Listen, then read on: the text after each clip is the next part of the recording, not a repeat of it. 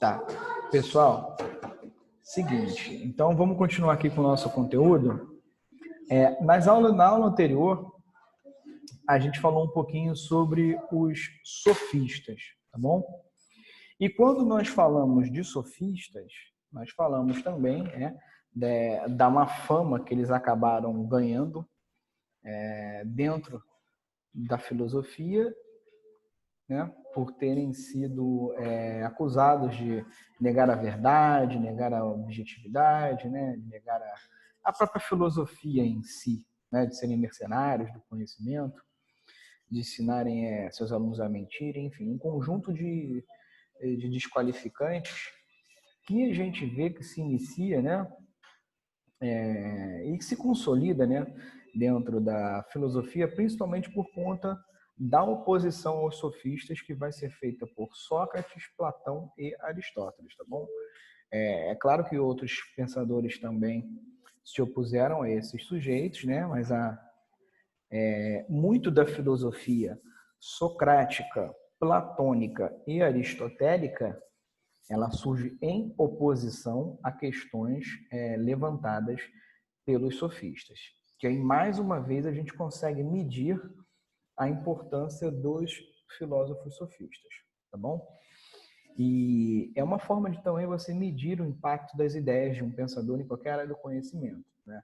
Alguns pensadores têm propostas tão contundentes que, seja para discordar ou para concordar ou para discordar, você tem que passar por eles, né? Então, o que os sofistas propuseram em termos de ideias, né, é negar a existência de uma verdade absoluta, dizer que a verdade é relativa, né, de acordo com o ponto de vista de quem está enunciando essa verdade, dizer que, e isso foi o Protágoras, né, e o Gorgias vai apontar a impossibilidade humana de conhecer, né, sendo um dos pais, digamos assim, do ceticismo. Então, com isso, essas questões são muito profundas, né? E são questões que até hoje a gente ainda se debate, né, na filosofia. A filosofia contemporânea, ela abraça as questões dos filósofos sofistas e as examinam, né, como relevantes, tá? Então, quando Sócrates, Platão e Aristóteles se opõem aos sofistas, na verdade, eles estão se opondo às questões que, por mais que eles digam que são falsas, elas são inquietantes, digamos assim, tá bom? Então, esse sujeito aqui, o Sócrates, ele é uma figura que a gente sabe dele, Sócrates, através de outras pessoas que escreveram sobre ele. A gente não sabe muito bem quem foi esse sujeito, quais eram as suas ideias, pelo seguinte motivo. Até onde nós sabemos, ele não deixou uma vírgula escrita. Então, o Sócrates, ele não tem um conjunto de ideias expressas para que nós possamos criticá-las, né, do ponto de vista filosófico. Então, a gente sabe muito do Sócrates, né, talvez o grande divulgador da figura do Sócrates foi o Platão, tá bom? O Platão, ele foi aluno do Sócrates. E ele nutria pelo Sócrates uma admiração imensa. E o Platão, ele utilizou o Sócrates como figura, né, central de boa parte dos seus livros. E boa parte dos livros platônicos, eles foram escritos, né, em um modelo socrático, ou seja, um modelo de diálogo. Então, na prática, muitos historiadores da filosofia fazem a seguinte pergunta: até quando Sócrates era isso tudo mesmo, né, em termos de profundidade de pensamento, ou até quando essa profundidade ela é uma projeção do aluno dele, do Platão? Ainda não há uma resposta definitiva para essas perguntas, tá bom? Então, a gente sabe de alguns pontos do pensamento socrático que são importantes da gente saber. Primeiro, eu costumo brincar dizendo que tem uma frase que todo aluno do Sócrates sabe.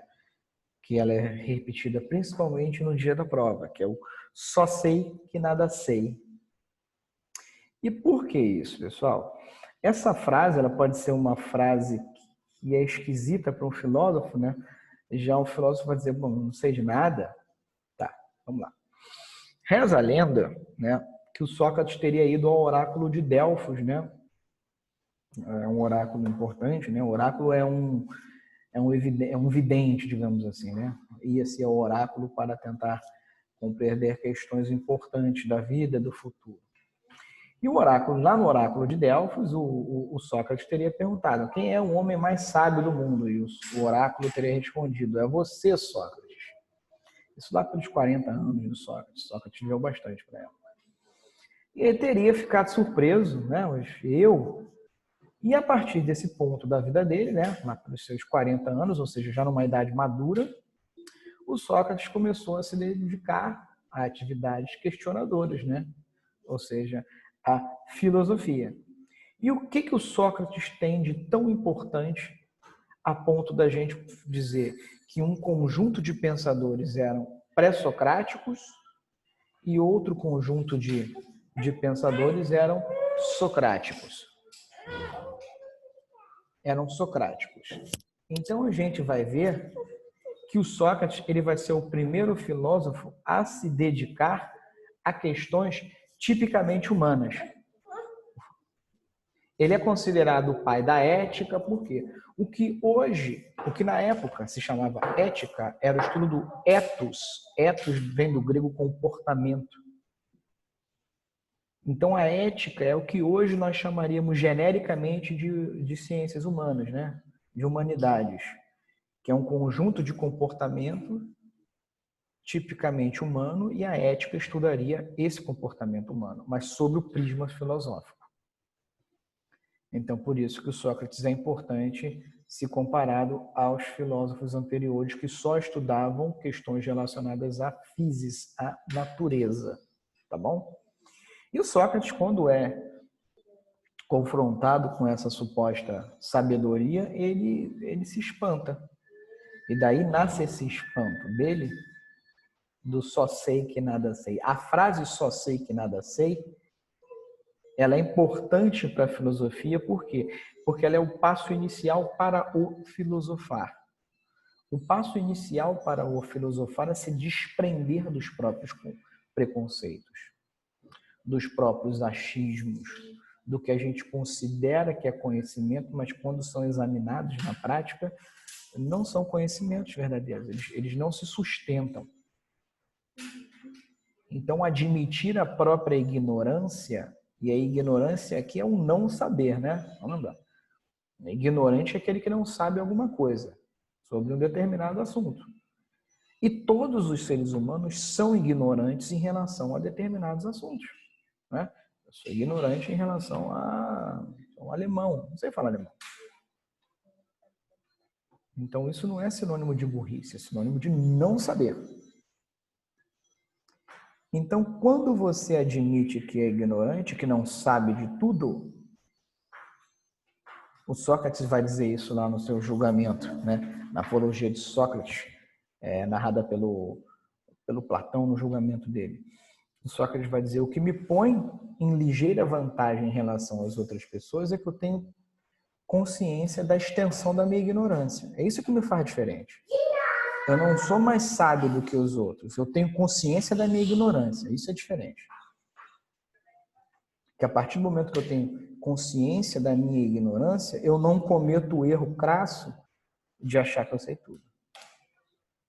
E se eu acho que eu não sei tudo, eu preciso buscar pelo conhecimento. Então, esse é o tema central da filosofia socrática. É a busca pelo conhecimento. Por isso que muitos especulam que ele justamente não deixou nada escrito, justamente porque ele não acreditava, abre aspas, em receitas de bolo. Ele acreditava na constante busca pelo conhecimento.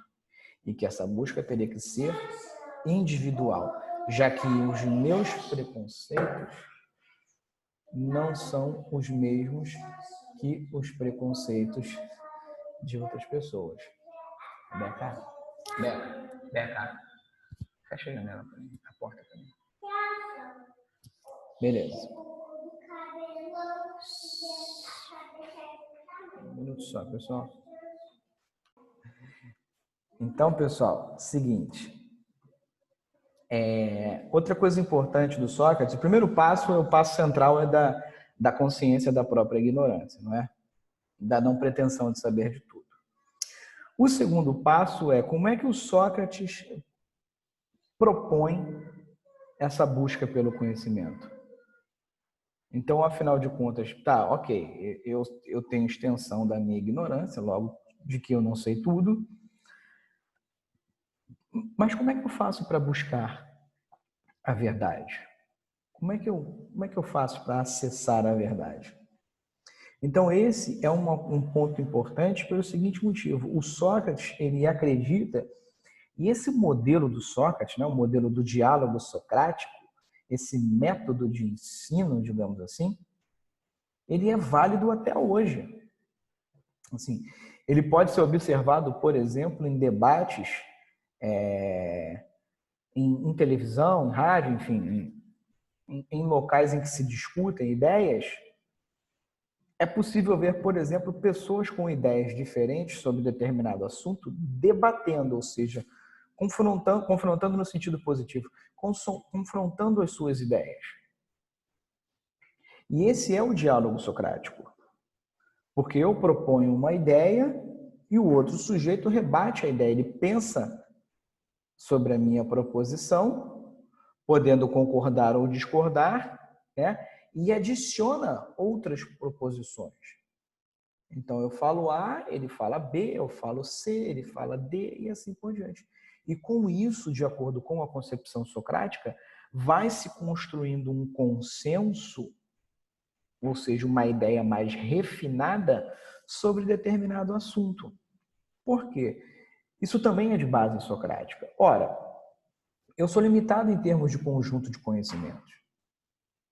Então, se eu for debater com uma pessoa, por exemplo, eu sou formado em História. Se eu for debater com uma pessoa que, por exemplo, é formada em Economia, ele tem um conjunto de conhecimento que é diferente do meu, e vice-versa. Então, é possível que eu faça proposições acerca da economia brasileira, digamos assim, de 100 anos atrás, em que ele tenha um conhecimento um pouco mais aprofundado e que eu possa aprender com ele, tanto quanto ele possa aprender comigo. Porque eu posso, de repente, apresentar pontos históricos que talvez ele desconheça. E isso vai fazer com que ele seja obrigado a reformular o pensamento dele. Porque se eu penso sobre alguma coisa e eu tenho contato com novas informações, isso automaticamente, de acordo com Sócrates, me obriga a repensar o que eu estou dizendo. Então, dito de uma forma muito simples, se eu penso que 2 mais 2 são 5 e faço todo um cálculo estrutural para um prédio, ele vai dar um conjunto de resultados, porque eu estou partindo de um princípio equivocado. Se eu parto de um princípio equivocado, a minha conclusão só pode ser equivocada. Assim, do erro não sai o acerto.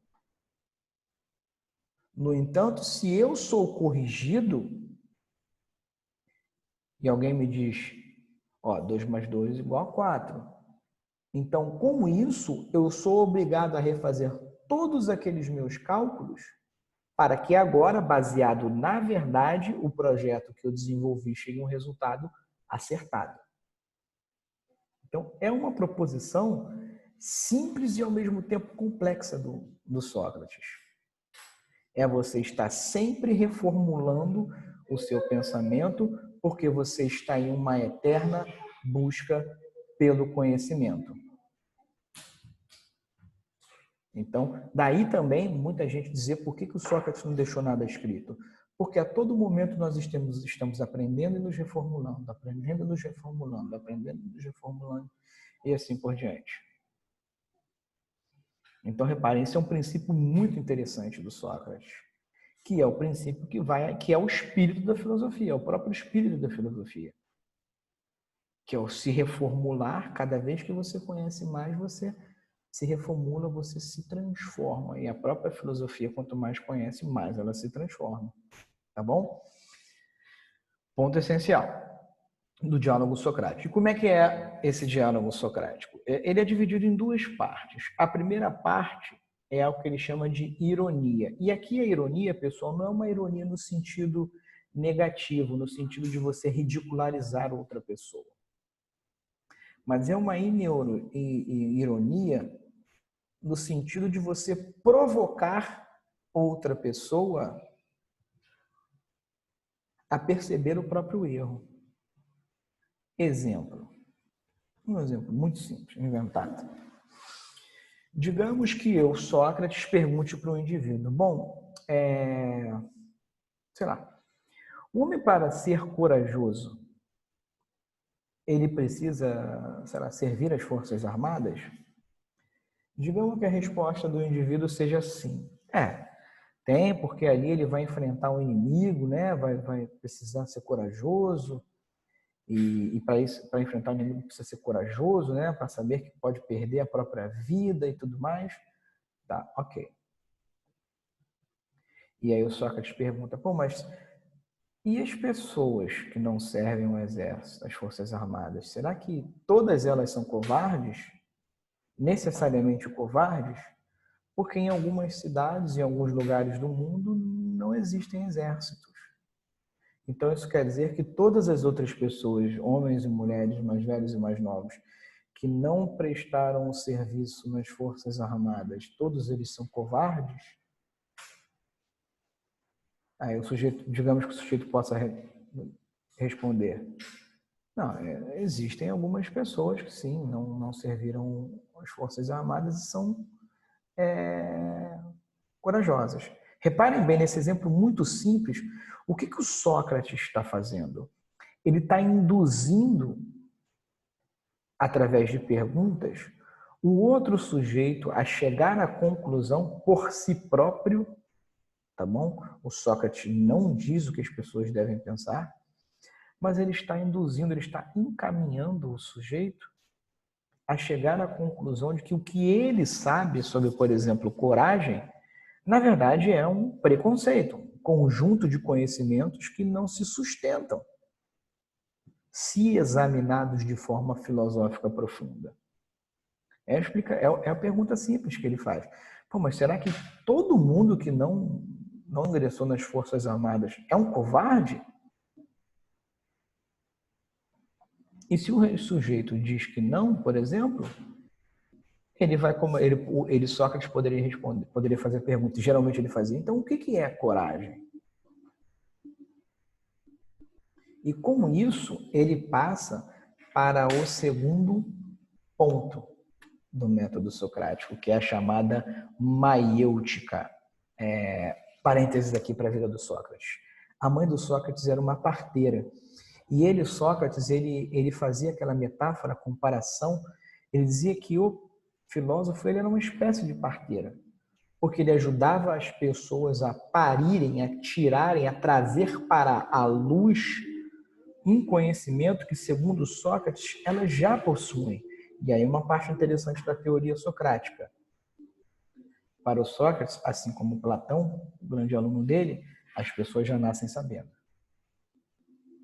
No entanto, ao longo da vida, elas são cobertas por preconceitos, por conhecimentos falsos que distorcem a verdade.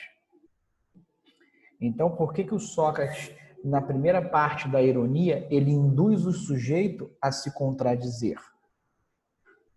Porque ele quer que a pessoa perceba por si só que o conhecimento que ela tem sobre determinado assunto, na verdade, é um preconceito, não é conhecimento, é um achismo.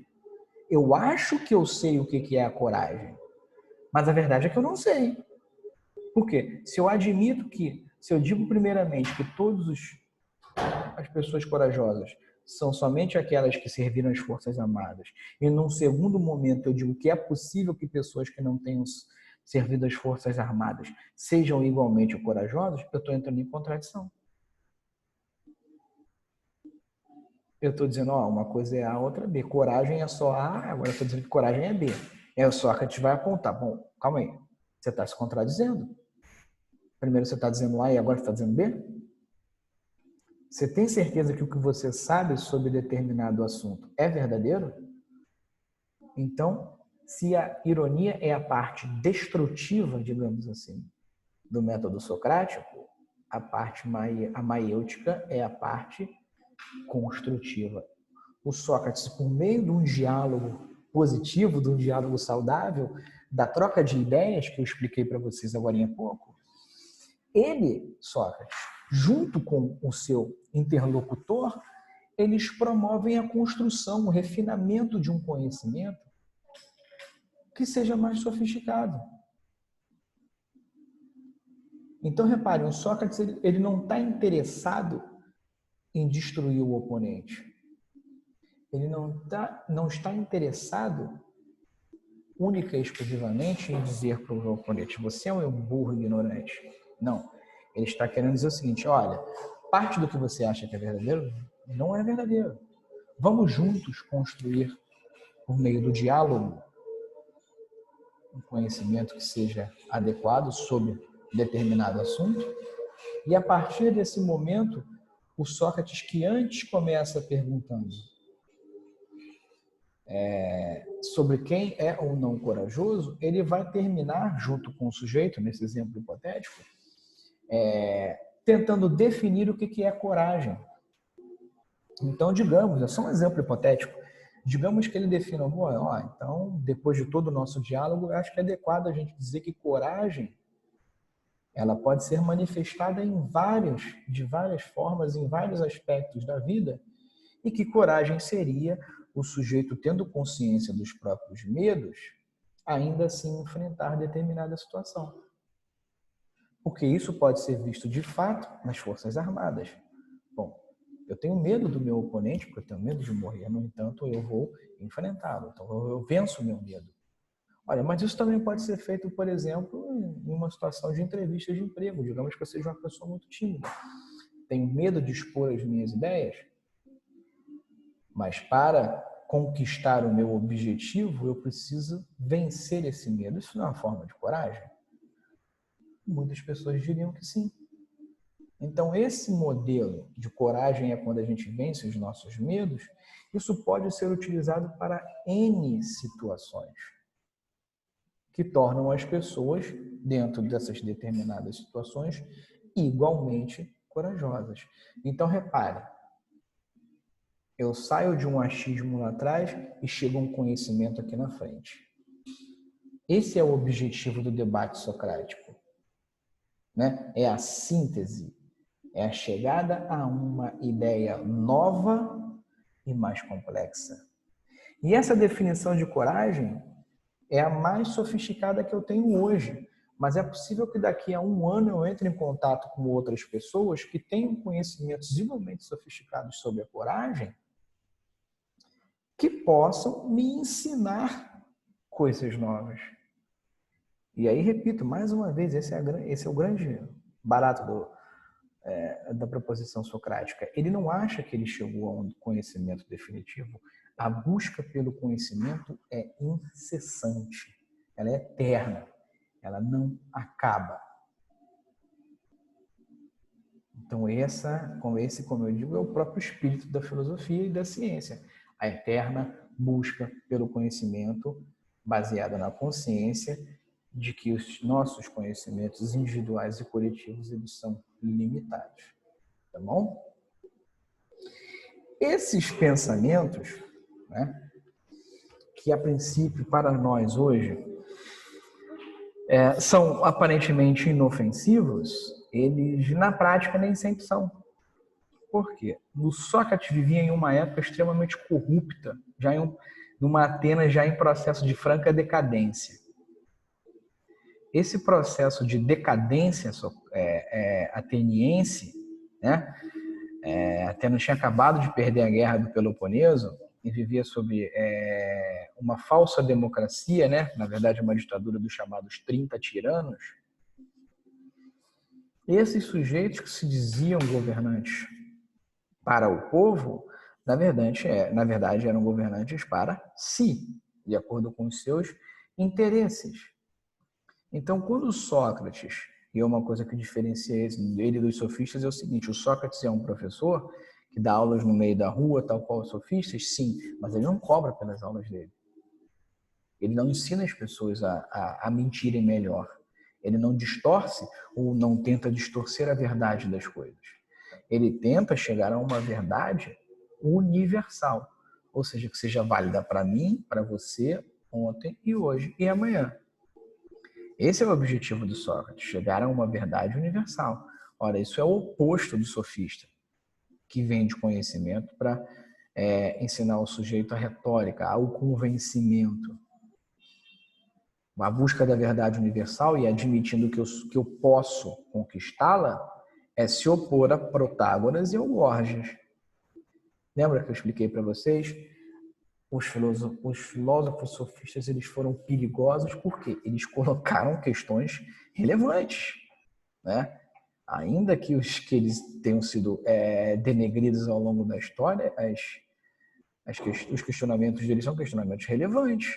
E Sócrates, do jeito dele, se põe a responder, tá bom? Dizendo que é possível chegar a um conhecimento verdadeiro e que esse conhecimento ele é universalmente válido. Tá. Nessa Atenas corrupta, o Sócrates acabou atraindo, né, para sua legião de alunos muitas pessoas da elite ateniense. O Platão mesmo é descendente de uma família poderosíssima de Atenas. E outros tantos também. Então, o Sócrates acabou falando para esses filhos da nobreza ateniense, acabou expondo as próprias entranhas do sistema, a própria corrupção e a decadência da cidade. Com isso, ele coloca o rei nu, né? A expressão que a gente utiliza. Ele desnuda o poder reais. Reage acusando ele de ser um difamador dos deuses e de corromper a juventude ateniense, né? E ele vai ser julgado. Esse julgamento vai ser exposto pelo Platão, né, no livro Apologia Sócrates. Então a gente vai ver que o Sócrates ele é levado ao julgamento, mas esse julgamento ele era um julgamento já de carta marcada. Assim, o Sócrates ele ia se declarado culpado de negar os deuses e de corromper a juventude ateniense. O baralho já estava marcado. Só que os acusadores queriam que o Sócrates escolhesse. Ele tinha duas opções de punição, né? Depois ele foi punido, foi declarado culpado. O Sócrates tinha duas opções. Letra A, fugir da cidade, né? Fugir de Atenas, ser banido de Atenas e nunca mais voltar, o que era algo muito grave na mentalidade ateniense, da mentalidade grega na época. Você ser expulso da sua comunidade, da sua cidade, era algo muito grave, era muito, muito profundo. E a outra era o Sócrates beber cicuta, que é um veneno. Bebeu, morreu. E o Sócrates tem uma defesa muito apaixonada da filosofia, né? Que ele fala da função do filósofo, que é buscar a verdade. Ele, no próprio dia lá, ele faz uma reflexão muito interessante sobre a morte. Ele fala, olha, a morte é algo desconhecido. Portanto, se é algo desconhecido, temer a morte é uma tolice. Eu não tenho motivo para temer a morte, porque eu não sei o que é a morte. Portanto, eu aceito a minha punição como cicuta. E com isso ele dá a sinuca nos acusadores. Porque os acusadores queriam que ele escolhesse o exílio. Ele não, ele escolheu a cicuta. Ele escolheu morrer defendendo as próprias ideias. Por isso que Sócrates tem também na imagem, no imaginário filosófico, tem esse papel importante. Então ele bebe o veneno, né? Acaba morrendo, obviamente, e com isso vai ter um impacto muito grande nesses alunos atenienses do Sócrates, né?